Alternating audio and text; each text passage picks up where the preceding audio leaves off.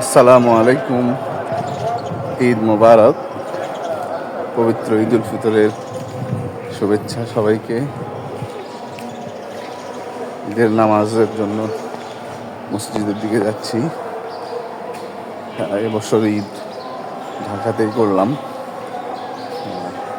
বাড়িতে যাওয়া হয়নি, তো মসজিদের দিকে যাচ্ছি।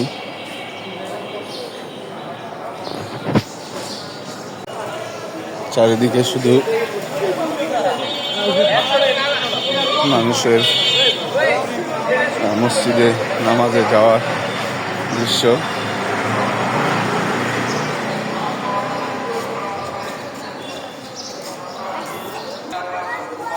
এক একটা মসজিদে 2টা করে জামাত হবে। এই যে দেখেন পিচ্চিরা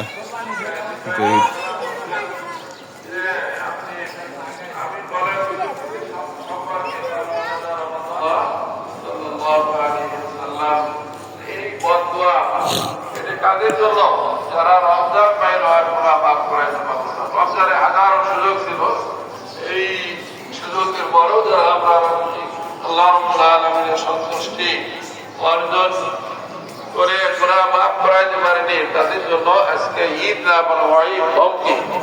আল্লাহ রাসূল সাল্লাল্লাহু আলাইহি ওয়াসাল্লাম যদি তাদের সুযোগের দিন তারা সেখানে উৎসব করে।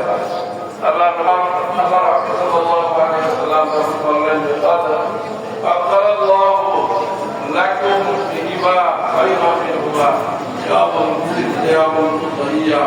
আল্লাহ রাব্বুল আলামিন আমাদের জাহিলিয়াতের যে খেলাধুলা করতে, শুধু শারীরিক ফুর্তি করতে, আল্লাহ রাব্বুল আলামিন আমাদের জন্য এর থেকে উত্তম উৎসব একটা ঈদুল ফিতর, একটা ঈদুল আযহা।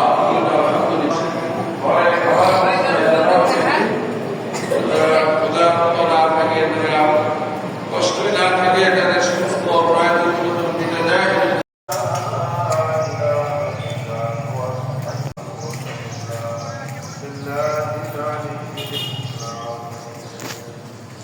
Gracias.